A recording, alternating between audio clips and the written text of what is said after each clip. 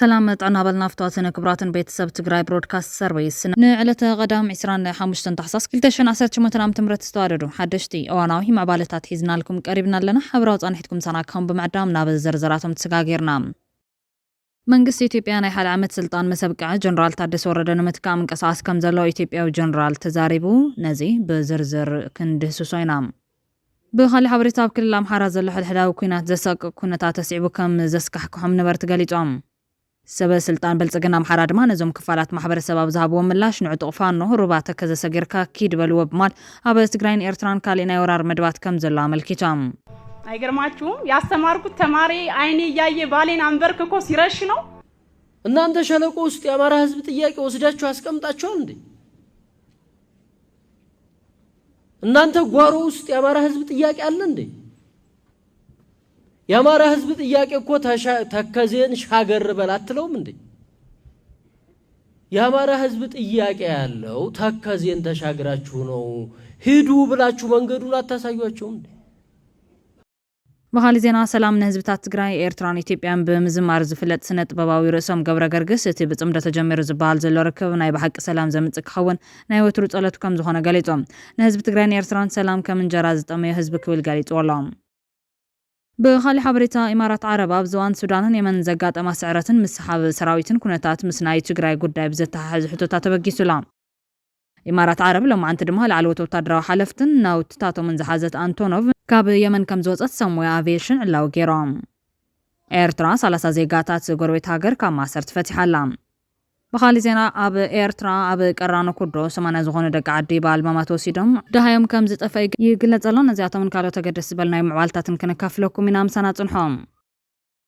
بقدامنت أب كل الأمحارة زلو حداو كينات زسق كونتا تسعيو كم زسكحكوهم نبرت قاليتوام سبب سلطان بلصقنا أمحارة دمه نزوم كفالات محبر السباب زابو ملاش نعطو قفانو رباط ساقيركا تكزا كيد بالوب مال أب تقراين إيرتران كالينا يورار مدوات كم زل ملكيتوام أب كل الأمحارة زكاية زلو حداو كينات بفلاينتو مع فلالات بوليتكا تقراي ببرت نمفتح زاكون زلو أكلات أقولت مرتزبيوم كابتو مازم زحزنو قفعتات نايت كل الحانتي ممر بعال بيتا بخمي بتمهارة يزنبر حزم سفان نتعاطيو بزلسب أب كرميان أب كرمي دكون كم استرشان زقلت عزيو لبز تنكفت عاميوم አይገርማችሁም ያስተማርኩት ተማሪ አይኔ ያየ ባሌን አንበርክኮ ሲረሽ ነው ሁላችሁም እንደምታውቁት በዚህ መርሃልባ በሆነ ጦርነት ብዙዎቻችን የግፉ ቀማሽ ሆነናል ነዘመነ ካሴ ሰፈር ውስጥ የተደረገው በአለም ላይ ታይቶ የማይታወቅ ግፍ ነገር ግን ደግሞ ሃይማኖታዊ ካባ ተላበስን ይያሉ ስለ እግዚአብሔር ህልውና ሰበክን ከሚሉ እናውቃለን ከሚሉ ከሰይጣን መንፈስ የባሰ እጅጉንም የራቀ አይገርማችሁ ዛሬ መቀበል ያክተኛል መጋቢት 11 ከሞቱት መምህራን ውስጥ የመምህር ደረጃ ባለቤት ነኝ ያስተማርኩት ተማሪ አይኔ ያየ ባሌን አንበርክኮ ሲረሽ ነው ከአራት ልጆቼ መሃል አይገርምም ያያምም እኔ ነኝ መናገር ያለብኝ የመራ ህዝብ እኮ ነው መናገር ያለበት ደረጃ የሃይማኖት አባቶች አታውቁትም በቤተ ክርስቲያን 20 ዓመት ባስተማርንበት ከተማ ውስጥ በራሳችን ልጆች ደረጃ ለራሱ ልጅ ሳይሆን የሰው ልጅ ኮትኩቶ ያስተማረ መምህር ነበር ማንንም ይመሰክራል አትመሰክሩም ስለ ደረጃ የመራ ህዝቦች በርላይ አራት ልጆቹ ቆመው ያዩት ትንሿ ህፃን ልጅ የ2 ዓመት ናት ትልቁ የ10 ዓመት ልጅ አራቱም ልጆች ያዩት እንደ ንጉስ የሚያየው አባታቸው ተንበርክኮ በፋኖ በሰደፍ ሲመታዩት አይገርምም በድንግል ማርያም ብዬ የለመንኳቸው ባሌን ወስደውትም ግን የሽ ተረጋጊ ነው የሚለው ንጹህ ስለሆነ አይደለም ይገሉኛል ይደበድቡኛል ብሎ በፍጹም አላሰበም እኛ ሰፈር የተደረገው ከነዘመነ ካሴ መንደር የተደረገው ይሄ ነው እውነት ነው እናገር ለምን ዋሻለሁ መሞትም ካለብኝ ንጹህ ባሌ የተገደለውን ሞት ነው ነገ መሞተውን ነው መሞተው ሁን እነዚህ ሰዎች ላሳደጋቸው ማህበረሰብ እየታገሉ ነው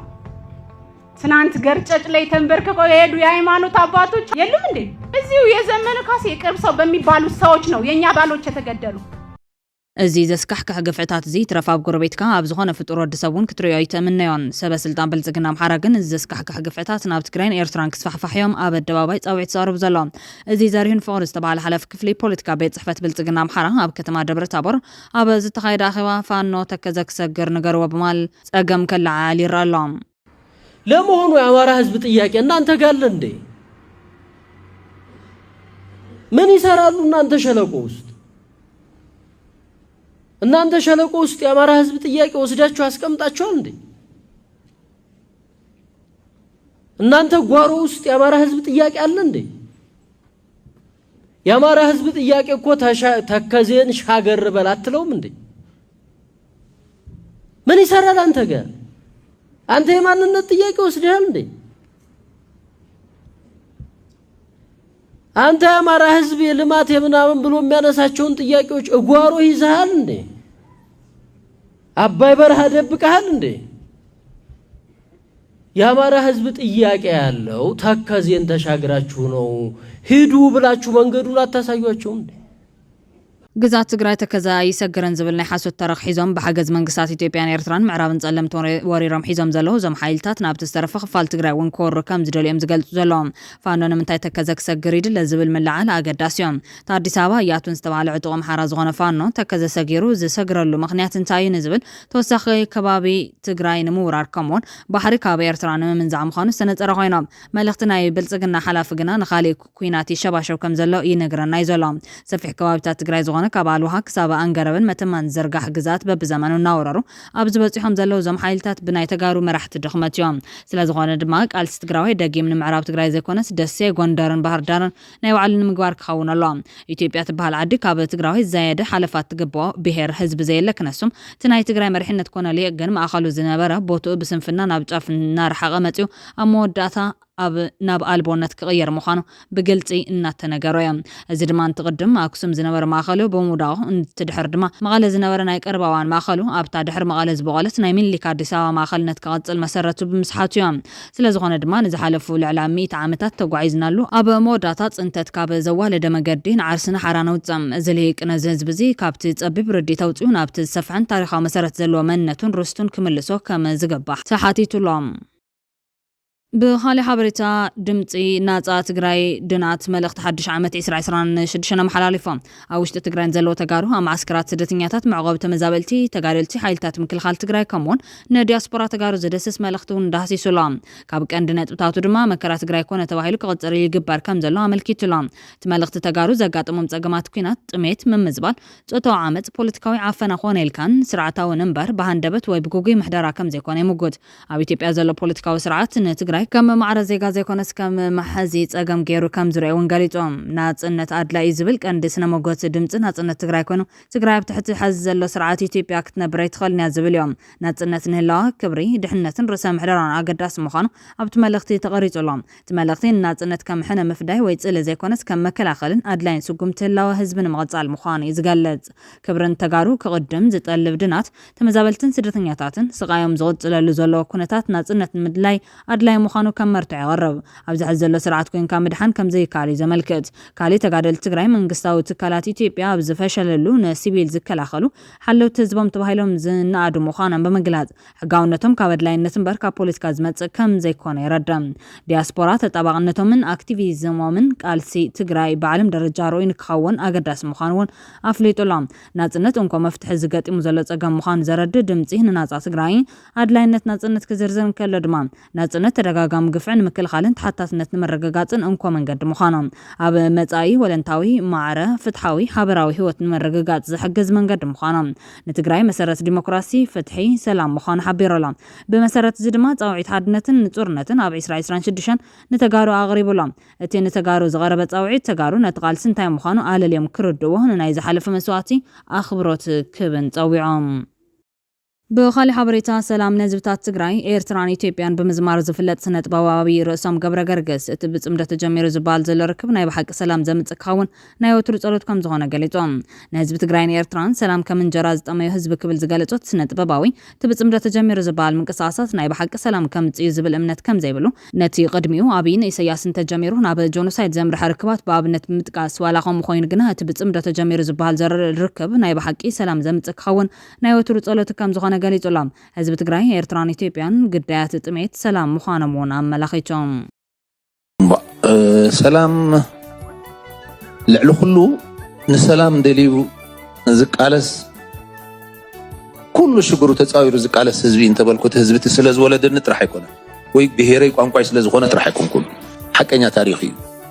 سلام كما يتصمئتون دحدا هاليو كم حزب إيرتران كم حزب تግራይ نصومو يلا ኣብ ቀደም ማለት እዩ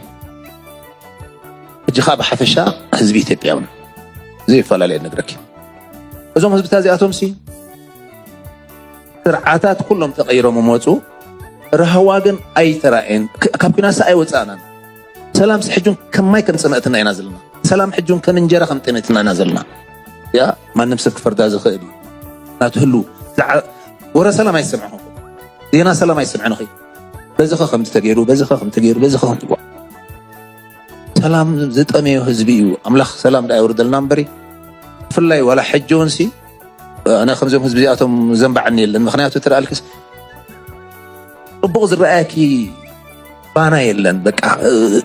ኩልኻ ደጨንቕ ናብ ዘይተደልየ ነገር ዝእቱ ስደትን ከርተትን ኩናትን ብርሰትን እዚ ጥራሕ ክትርኢ ሓንቲ ነገር ክነግረኪ ኩሉ ከምዚ ሓድሽ ዜማን ግጥምን ኩሉ ግዜ ኣብ ፖለቲካ ዓለም ሓድሽ ቅዲ ሒዞም ይመፁ ወሸለ ይግበሮ ጽምዶ ካብ ቀደሞም እኮ ጽምዶ እዮም ህዝብታት እዚኣቶም ምን ፈላልይዎም ህዝቢ ንህዝቢ ተፈላለዩን ሕጂ ኸ ጽምዶ ዝብል ዘለዎ ከዓ እስኪ ካብ ምፅማድሲ ንማሕረስ ንሰናይ ነገር ንምዕባለ ይግበራ ካልእ ዝብሎ የለን ግን ኩሉ ግዜ ሓድሽ ቋንቋ ፖለቲካ ሓድሽ ቃላት እንዳመሃዝካ ጽምዶ ገለገለ መዕሸዊ ወሸለ ይግበረልና ምንዮ ግን መቐነይ ናይ ሰሙን መናውራይ ኣነ ብኸምኡ ይዕሸኒ ምክንያት ዝረኣኽዎ ነገር የለን ካብ ኢትዮጵያን ኤርትራን ዝሓለፈ ስለ ሰላም ክዝምር ከለኹ ዝረኣኽዎ ኣብ ክንደይ ዓመታት ኣውሮፕላናት ወላ ማካይን ኣስመራን መቐለን ኣዲስ ኣበባን ከመላለሳ ጀሚረን ነይረን ኣዋርሓ ይሓክምናን ድዒ ትዕድልና ዲ ኮይኑ ሰብ ሽዑ ዘይተሓጎሰ ሽዑ ዘይበኸየ ሽዑ ተደላልዩ ዘይተራኸበ የለን 20 ዓመት ዳሃይደ ይፋለጥ ነበረ ሕጂ ከዓ ጽምዶሲ ፍሉይ ቋንቋ ይኮነን ንዓይዚ ፍሉይ ቋንቋ ይኮን ብዙሕ ደብረን ይኮነን ይግበርዎ እስኪ ወሸል ጽምዶ ይግበርዎ احنا نصبو صمدة ترالي خان احنا قامت من دندالنا هو الحنتي كن كل زي ما نوراي ورا نسو يقبار نسو بان زي سقد حزبتاسي بزعبه طيتي تحسب زعاته سي زعامتي I don't know انا حزبتاتنا حجون نبعلو ياكل كبل علوه ياكل حلف اكل انت اي ترخيب خبكينات هاب زموتو انت اي ترخيب هاب السنكلو انت اي ترخيب حجون سنكلنا يخمت نحدا كينا تخفيتو حجون موت يخمت حجون برسات يخمت باني كونن ويد ما انجرا يكونن كتسقب ስለዚህ عجب كبل اللون زتازي ممز نقل خنقل يبلو ممز بترزل على هو طاوت يبلو يا اخلنا دقنا حزبنا بالسلام كنبر حزبታት ኢትዮጵያን حزبታት ኤርትራን ተፈላለዩም ዘይፈላለዩ ቶም ክልተ ህዝብ ትግርኛ ከዓ ብምንም ወለደታቱን هذا مريض كنت أقدم زلهم يمي رح أقلل كي ترحق لجزء خراي يكونن بتفطروا تعدلون زنبرلون زفريلون زلوني ولا سلام كنا نقول تديك قالوا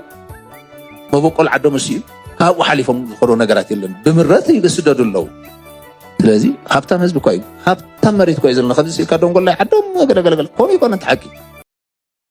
بخالي حبريتا إمارات عرب أبزوان سودان نيمانن زقات مسعرة مسحاب سراويتن كونتات مسناي تقراي قداي بزتها حز حدوتات بقيسام إمارات عرب لما عن تدمال على وتتدراو حلفتنا وتتاتهم من زحازت أنتونوف ناب يمن كم زمتت سمويا أفيشن علاو جيرام بفين زايد زتن في السام ب4 كيلو مستابز سالستين ناي سودان وهاب دقف زقات مسعرة أبي من زلتوكوس جنبارن ترى بوليتيكا إثيوبيان قعزنات سنة تقرايم كم يكوني خال زبل حتى بقيسلام تنس يمن دحر 14 عامتات تسفى غرنا أفريكان زملكات تو زلعلو تنتنت بوليتيكا دبنا طفات قرن افريكا ناب قالف كل واد ريخون كل حتى ملهم علم ديمقراسي سناي محدارن قطوا فتحاونتن اجندا بزغبرتلو كل تشعات زتل على عمد عرب سعبو زتولع كوينات حد يمن 14 عامتات تغزير يلهم حزباونا عبي يمن تبليتو سلطان جبطه بحوتي زمرح ايران تدقفو شعاتاوي حايلي بتمرات سعوديان حبرات امارات عربن زسكحك حوقت هاجر بسلست حايلتات كتنحنا قديد وايركاب ناو سعوديا زهاد منبر بريزيدنت يمن علي عبد الله صالح ዝምራሕ ማእኸሉ ብስዑድያ ዝድገፍ ሓይሊ ዝለዓለ መንግስታዊ ቁመና ዘለዎ ኮይኖም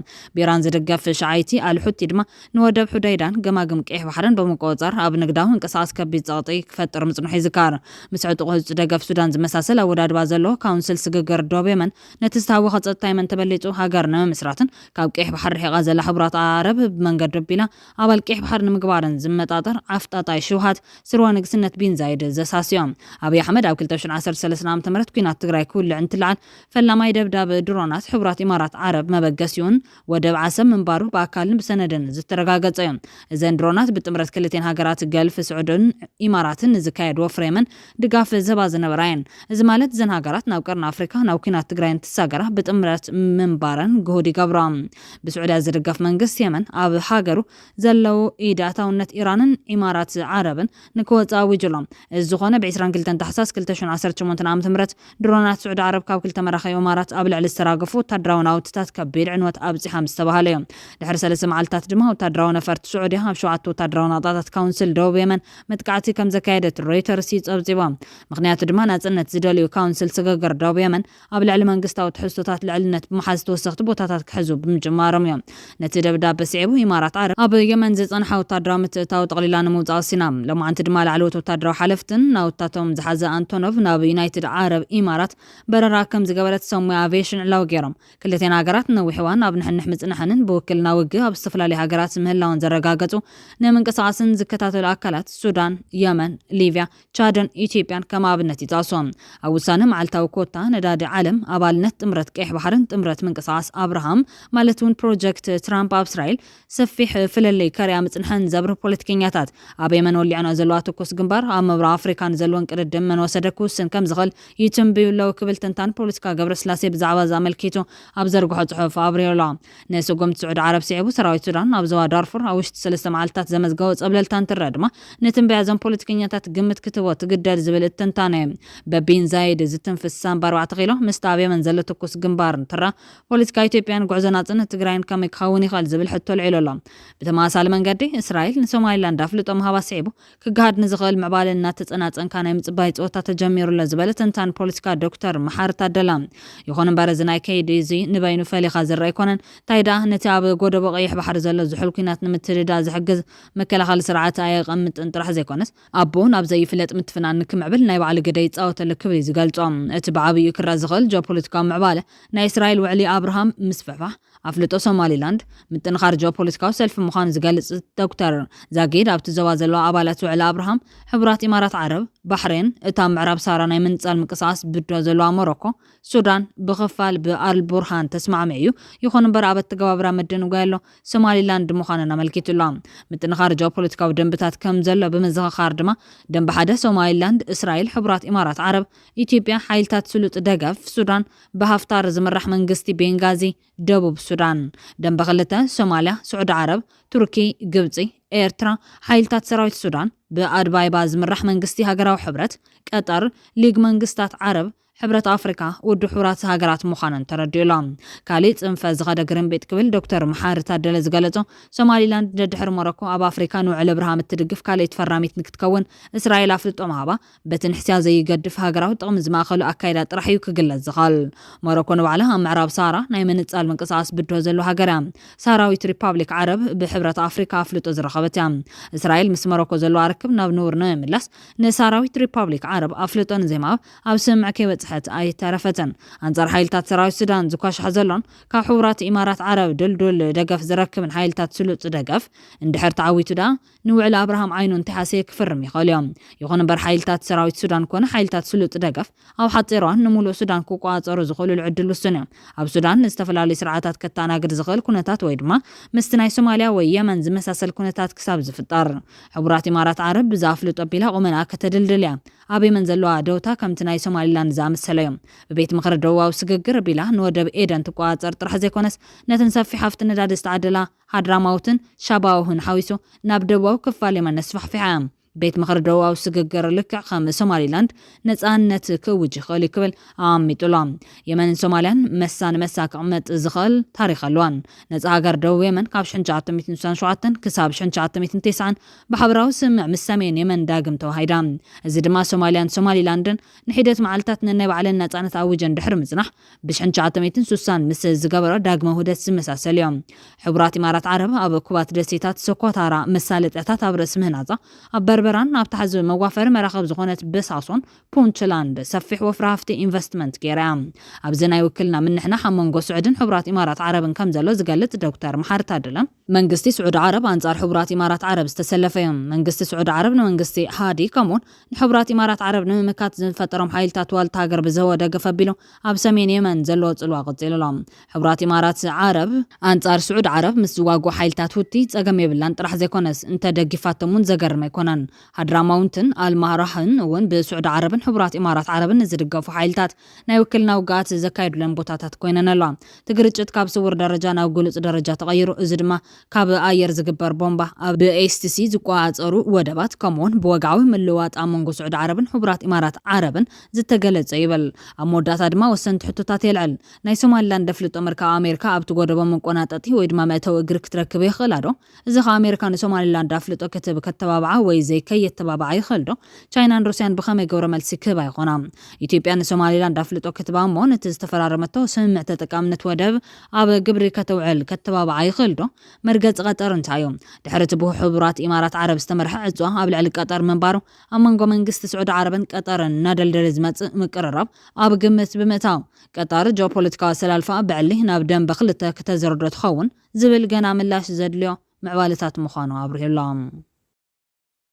መንግስቲ ኢትዮጵያ ንሓደ ዓመት ስልጣን ምስ ኣብቅዕ ጀነራል ታደሰ ወረደ ንምትካእ ምንቅስቓስ ከም ዘሎ ሓደ ጀነራል ኣንፊቶም ህዝቢ ትግራይ ብዝመረፆ መንግስቲ ክመሓደር ኣለዎ ዝብል ቅዋም ከም ዘሎ እውን ጀነራል ሳሞራ ዩኑስ ተዛሪብሎም ነበር ኢታማጆር ሹም ሰራዊት ምክልኻል ሃገር ጀነራል ሳሞራ ዩኑስ ጊዜያዊ መንግስቲ እናተባሃለ ክቕፅል የብልን ክብል ብዛዕባ በኣዲስ ኣበባ ዝሕሰብ ዘሎ ጉዳይ እውን ፍንጭ ሂቦም ተቕዋም መንግስቲ ፌደራል ክነግር ዝመፅእ ዝመስል ጀነራል ሳሞራ ህዝቢ ትግራይ ክመርፅ ኣለዎ ጥራሕ ዘይኮነስ ብዝመረፆ መመሓዳሪ ክነብር ክኽእል ኣለዎም ጊዜያዊ መንግስቲ እናተባሃለ ክቕፅል የብሉን ይኣክል እዚ እውን ተኾይኑ ድማ መረፃ ክግበርን ህዝቢ ብዝመረፆ ኣመሓዳሪ ክምርሐን ኣለዎ ኢሎም ጀነራል ሳሞራ መረፃ ሕጊ መንግስታዊ መሰል ህዝቢ ከም ዝኾነ ብምጥቃስ ውድባት ተሳተፍትን ተዋደርትን እዚ ተገይሩለይ መረፃ የለን ምባል ግና ፀረ ሕገ መንግስቲ እዩ ፍትሓዊ ድማ ኣይኮነን ክብል ቅዋም መንግስቲ ኢትዮጵያ ኣቕሪቡሎም ኣብ ትግራይ ዘሎ ጊዜያዊ መንግስቲ ድማ ይኣክል ህዝቢ ትግራይ ብዝመረፆ ይመሓደር ክብል ኣሎ ክብል እዩ ኢለ ድማ ተስፋ ይገብር ዝበለት ጀነራል እዚ ድማ ኩሎም ኣብ ትግራይ ዘሎ ፖለቲከኛታትን ክድግፍዎሎም መረፃ ከም ሓደ መደራደር ጌርካ ሙሳድ ግና ልክዕ ኣይኮነን ክብል ገሊፆም ህዝቢ ትግራይ ክሳብ ሕዚ ኣብ ፌደራል ውክልና ከም ዘይብሉ ብምዝኽኻር ክመርፅን ኣብ ፌደራል ተወካሊ ኣካል ክገብር ከም ዘሎ ብምሕባር ኣብ ቤት ምክሪ ፌደሬሽን ወከልቲ ህዝብን ከምኡውን ኣብ ካልኦት ኣካላት ውክልና ክህልዎን ናይ ባዕሉ ኣመሓደርቲ ክመርፅን ይግባእ ክብል ሞጊቶም እቲ ጀነራል እቲ ብሚልዮናት ዝቑፀር ተመዛቢሉ ዘሎ ህዝቢ ከመይ መረፃ ከካይድ ይኽእል ዝብል ሕቶ ዕሽሽ ብምባል ህዝቢ ካብ ሰላም ተጠቃማይ ምዃኑ ውሽጣዊ ሰላም ዝያዳ ንክጠናኸር ልዕልነት ሕግን ተሓታትነትን ክልመዱ ይግባእ ጉዳይ ተሓታትነት እናጠናኸርና ብዝኸድና ቁፅሪ ጉዳይ ሰላም እናተጠናኸረ ክኸይድ እዩ ተሓታትነት እንተሃልዩ ልዕልነት ሕጊ ይረጋገፅ ክብል ገሊፆም እቲ ጀነራል ወሲኹ ኣብ ማሕበራዊ ሚድያ ኣብ ወፃኢ ዓድን ኮይኖም ንትግራዋይ ዝድግፉ መሲሎም ዝንቀሳቐሱ ኣካላት ከም ዘለዎ ብምጥቃስ ካሊእ ፅግዕተኛ ሓይል ድማ ብናይ ትግራይ ደም ድሌቱ ክፍፅም ዝደልሎ ስለዝኾነ ድማ ኣብ ትግራይ ዘሎ ኣመራርሓን ህዝብን እዚ ክርዶ ይግባእ ኢሎም ኣብ ትግራይ ንዝተፈጠሩ ፀገማት ካሊእ በዓል ዋና ምድላይ ጠጠው ክብል ኣሎ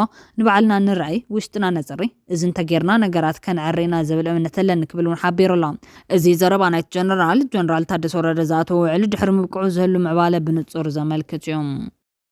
بخالي وجان إيرترام ثلاثة زيجاتات غربت هاجر كاب ماسرت فتحام توم سورات المعلتات بيت ماسرت تصنح يوم ثلاثة يمنا وين قففت عسى دحرنا معلتات ماسرت بسبب سلطان إيرترا أبكي بحر تفتحام ثلاثة يمنا وين قففت عسام أبكي بحرين حيال معلتات بقديت دحر مسارم بسبب سلطان إيرترا تفتحهم ناب هاجرم تمليسام أبزا قداس عودي قبل على سرعتني تزفت أمز اللغات قال تحسات زقول فتسام قالو تباهيلو لا بمسارة ما قلت توم حرازوت قففت عسام كل تجلى بحيل بحر إيرترا ውሽጥ ግዛታዊ ማያት የመን ኣብ ጥቃ ህጉራዊ መስመር መራኸብ ዓሳ እናገፈፉን ከለው ዓጊቶምዎም እቶም ገፈፍቲ ዓሳ ኣብ ሓንቲ መራኸቦም ጥራሕ ተሰቂሎም ክምለሱ ቅድሚ ምፍቃዶም ብዘይ ዝኾነ ይኹን ሕጋዊ ምኽንያት ናብ ኤርትራዊት ደሴት ብጠበንጃ ከም ዝተወሰዶን ብዘይ ዝኾነ ይኹን ሕጋዊ ምኽንያታት ሕቶታት ከም ዝቐረበሎም ገሊፆም እቶም ገፈፍቲ ዓሳ ብተወሳኺ ሓይልታት ኤርትራ ንኻልእቲ ጀልባኦም ምስ ናውቲ ምግፋፍ ዓሳ ዝተሓሓዝ ውልቃዊ ንብረት ከም ዝወሰዱሎም ኣረጋጊፆም بغالي زينا اب ኤርትራ ኣብ ቀራኖ ኩዶ 80 ዝሆን ደቂ ዓዲ ባልማማ ተወሲዶም ዓዲ ድሃዮም ከም ዝጠፈ ይግለጽ ኣሎ። ቢቢሲ ኤርትራ ኣብ ቀራኖ ኩዶ ዘጋጥማ ኣልማማ ዝተኣሰሩ ደቂ ዓዲ ኣበይ ኣተው ክብል እውን ሓቲቱሎም። ኣብ ዝሓለፈ ወርሒ ኣብ ዞባ ጋሽ ባርካኖስ ዞባ ሎጎ አንሰባ ቀራኖ ኩዶ ኣብ ዝተባሃለ ዓዲ ዘጋጠመ ሞት ሓደ ያፌት የማነ ገብረ ማርያም ዝተባሃለ መንእሰይ ድሕሪ ሰዓባ ኣልማማ ማሰርቲ ደቂ ዓድን ኣዘራራቢ ኮይኑ ከም ዝቐነ ዝፍለጥ እዩ። ነዚ ጉዳይ ዝምልከት ንጹር ሓበሬታ ንምርካብ ቢቢሲ ኣብ ወጻኢ ዝቕመጡ ደቂ ዓዲ ተኸባብን ከምኡውን ንተመሳሰልቲ ፍጻመታት ንምርዳእ ሽሞም ክዕቀብ ዝሓተቱ ካብ ውሽጢ ዓድን ኣዘራሪቦም ከምኡውን ንሚኒስተር ዜና ኤርትራ የማነ ገብረ መስቀል ተወኪሱሎም። ተፈጻሚ ብኣቆጻጽራ ኤርትራ ብ15 ሕዳር ዘጋጠመ ኮይኑ ወዲ 16 ዓመት መንእሰይ ያፌት ብወታደራት ብጥይት ድሕሪ ምቕታሉ በቲ ፍጻሚ ቁጥዖምን ተቃውሞምን ዘስምዑ ሓውን ቀረባ ስድራ ቤትን መዋቲ ዝርከብዎም ልዕሊ 80 ዝኾኑ ደቂ ዓዲ ብኣልማማ ተወሲዶም ሓሻፋ ራያ ብዝተባሃለ ወታደራዊ ማዓስከር ተዳጒኖም ከም ዘለዉ ኣብ ደገ ዝቕመጡ ቤተሰብን ደቂ ተዓድን ንቢቢሲ ኣረጋጊጾም። እቲ ምክንያት ምስ ምቁራጽ ገረብን ፈሓምን ዝተኣሰር ከም ዝኾነ ክግለጽ እንከሎ ያፌት ፈሓም ፍሒሙ ናብ ሕምብርቲ ዝተባሃለት ዓዲ ክሸይጥ ምስ ብጾቱ ኣብ ዝኸደሉ ዝነበረ እዋን ተታሒዙ ድሕሪኡ ናብ ዓዲ ምስ ኣተወ እዮም እቶም ወታደራት ኣብ ማእኸል ዓዲ ቀቲሎም ወይብል ኣብ ፈረንሳይ ዝቕመጥ ኣዛርያ ዝተባሃለ ወዲ ተዓዲ ብመሰረት ዝተረኸበ ሓበሬታ ያፌት ኣቦ ኣይተ የማነ ገብረ ማርያም እሱር ኮይኑ ስድሮ ንምሕጋዝ ትምህርቲ ተቋሪጾም ኣብ ከም ዝበለ ፈሓመ ፍሒምካ ምሻጥ ስራሕ ተዋፊሮም ፈሓመ በእዱ ግጽዒኖም ናብ ሕምብርቲ ዝተባሃለት ንእሽተይ ከተማ ምስ ብጾቱ ኣብ ዝጓዓዘሉ ዝነበረ ኣጋጣሚ ኣብ መንገዲ ዝዓጠቑ ወታደራት ሒዞምዎም ይብል ኣዛርያ ካብ ዓዲን ዝኣክቡ ሓበሬታ እናተወከሰ ድሓርቶም ዝሓዝዎም ዕጡቃት ወታደራት ነቶም ኣእዱግ ሕዲጎም ኮብኪቦም ናብ ዓዲ ቀራና ኩዶ ክመልስዎም ዝፈተኑ ተመናስያት ሃዲሞም ካብኡ ኣብ ጥቓት ዓዲ ተሓብዮም ጸኒሖም ካብቶም ወታደራት ነቶም ኣእዱጎም ክወስዱ ፈቲኖም ዝበዝሑ ተዓዊቶም መዋቲ ያፌት ሳልሳይ ርእስ ግን ከም ዘይተዓወቱ ተዋሃቢ ሓበሬታ ይዘንቶም ብድሕሪ ዝቶም ክልተ ናብ ገዞም ክኸዱ እንከለው ያፌት ግን ኣእዱጉ ክወስድ ናብቲ መዛርዕ ኣእዱግ ጥቓ ቤተ ክርስቲያን እንዳማርያም ይፈቲኑ ክብል ቅድሚ ፍጻሜ ዝነበረ ኩነታት ይረዳእ ዛርያ ኣብ ከም ዝኾነታት ድማ ብመን ገበሮ ዘይፍለጥ ተኩሶም ኣብ ማእኸል ዓዲ ከም ዝቐተልዎ ካብ ዓዲ ሓበሬታ ከም ዝረኸብዎ ሲቀዘንቶም ኣዛርያ ከም ዝገለጹ ሬሳ ያፌት ንጽባሒቱ ክሳብ ፍርቂ መዓልቲ ከም ዘይተለዓለን እቶም ደቂ ዓዲ ድማ ንሓለፍቲ ምሕዳራት ከም ዝሓበሩን ብድሕሪ እቲ ኩነታት ቁጣዕ ከም ዝለዓለ ይገልጽ። ድሕሪ እዚ ድማ ወታደራት መጺኦም ነቲ ዓዲ ከቢቦምዋ ፖሊስ ድማ መጺኦም ነቲ ሬሳ ክምርምሩን ስእሊ ክወስዱን ኣብ ዝፈተንሉ ከም ዝተኸልከሉን ብዘይ ዝኾነ ይኹን መፀራ ያፌት ክቕበር ከም ዝተገበረን ኣዛርያ ኣዘንትዮም ድሕሪ ግን ተዓዲ ነቲ ኣማውታን ዝሰዓበ ነገራትን ስለ ዘይተቐበሎ ክእከብን ቅሬታታት ከቐርብን ትሕምትሕም ክብል ምስ ጀመረ ኣኪብካ ክእሰር ከም ዝተገበረ ይገልጽ። ኣብ ሰሙን እቲ ፍጻሜ ሰንበት መዓልቲ ድማ ዝበዝሕ ሰብ ኣብ ቤተ ክርስቲያን ተኣኪቡ እንከሎ ካብ ወዲ 16 ዓመት ንላዕሊ ዲያቆናትን ተማሃሮ ቤተ ክርስቲያንን ካህናትን ንኹሉ ኣብ ተዓዲ ዝነበረ መንእሰይን ዓብይን ኣኪቦም ወሲዶም ሕዚ ኣብ ሓሻፈራይ ኣለው ይበሃል ግን ዝተረጋገጸ ነገር የለን ክብል ይረዳም። ንኹነታት እቶም ምስራ ተመልኪቱ ከነጽር እንከሎ ኣዛርያ ካብ ወዲ 16 ዓመት ክሳብ 80 ዓመት ዝዕድሚኦም ደቂ ተባዕትዮኦም ወሲዶም ዘለዎም ኣብዚ ድማ ዝተፈላለዩ ናይ ጥዕና ጸገማት ዘለዎም እውን ክህልው ከም ዝኽእሉ ፍሉጥ ይበል። ቀሺ ይኹን ሸኽ ኣብ ተዓዲ ኣይሓደጎን ሓኪም ይኹን ኣመሓዳሪ ናይ ተዓዲ እውን ከይተረፈ ኣኪቦም ከም ዝወሰድዎም ክገልጽ እንከሎ ምዕባይ ሓውን መዋቲ ዝኾነ ሄኖክ የማነ እውን ናይ ቅድስቲ ማርያም ናይ ኣእምሮ ጸገም ዘለዎ ከይተረፈ ወሲዶም ኣሎ በማል እቲ ኣብ ተዓዲ ዝተፈጸመ ማሰርቲ ኣልማማ ምንባሩ የረድም። ብጠቕላላ እቶም ተኣሲሮም ዘለዉ ልዕሊ 80 ክኾኑ ከም ዝኽእሉ ግምቱ ዝቐመጠ ኣዛርያ በብቆልብ ዝሰዓቡ ከም ዘለውን ይሕበር። ቀራኖ ኩዶ ብሕርሻን መጓሰን እትነባበር ዓዲ ኮይና ደቂ ዓዲ ጥሪቶም ዘስፍርሉ ካብቲ ዓዲ ውፅእ ዝበለ ደንበታት ኣለዎም። ነዚ ደንበታት ተመልኪቱ ኣብ ማሕበራዊ መራኸቢታት ከም ዝተቐጸለ ሓበሬታ ክወፅእ ዝቐንየ ኮይኑ ነዚ ኣመልኪቱ ኣዛርያ እዚ ደንበታት ኣብ በረኻታት ናይቲ ዓዲ ኮይኑ መብዛሕትኡ ወዲ ዓዲ ካብቲ ዘፍርየሉ ዝናብየሉን ዝሰፍረሉን እዮም። ዳርጋ መነባብሮም ኣብኡ እዮም። ገሊኣቶም እውን ገዛ እውን የብሎምን ኣብ ዓዲ ዳርጋ ሙሉእ ናብሮም ኣብቲ ደንበ እዮም። መንግስቲ ግን ነቲ ደንበ ኣፍሪስኩም ንማእኸል ዓዲ እተው ኢልዎም። ገሊኦም ደንበታቶም ኣፍሪሶም ዓዲ ኣትዮም እቶም ኣብ ዓዲ ገዛ ዘይነበሮም ግን ከፈራርሑና እዮም በር ኣይውዕልዎን ብምባል ኣብኡ ጸኒሖም ወታደራት መጺኦም ግን ነቲ ደንበታት ኣቃጺሎም ወይብል ከም ዝበለ ደንበታት ምስ መነባብሮ ህዝቢ ጥቡቕ ምትእሳር ከም ዘለዎ ዝፍለጥ ኮይኑ ብወገን መንግስቲ ነዚ ይኹን ብሓፈሻ ምስኡ ዝዛመድ ጉዳይ ዝበሎ ዝተሰምዐ ነገር የለን። ተኾነ ግን መንግስቲ ካብ ድሕሪ ናጽነት ተትሒዙ ማሕበራዊ ኣገልግሎታት ብጦርነት ንምቕራብን ንምምሕዳርን ክጥዕም ምእንቲ ህዝቢ ኣብ ዓድታት ክእከብን ክጥርናፍን ክገብር ከም ጸንሐ ይግለጽ እዮም። ኣብ ኤርትራ ከም ዝበለ ኣብ ዓድታት ዝፍጸም ኣሰርቲ ዳርጋ ካብ ጽባሕ ናጽነት ብተደጋጋሚ ክዝውተር ከም ጸንሐ ቢቢሲ ዝተወከሶም ዝተፈላለዩ ወሃብ ትርኢቶ ይገልጹ። እዚ ካብ ዓድታት ብዝተፈላለዩ ምኽንያታት ብፍላይ ብእኩብ ዝለዓል ኩነታት መንግስቲ ብዘይናሕሲ ብሓይሊ ክጭፍለቑ ከም ጸንሐ ይዝነጋር።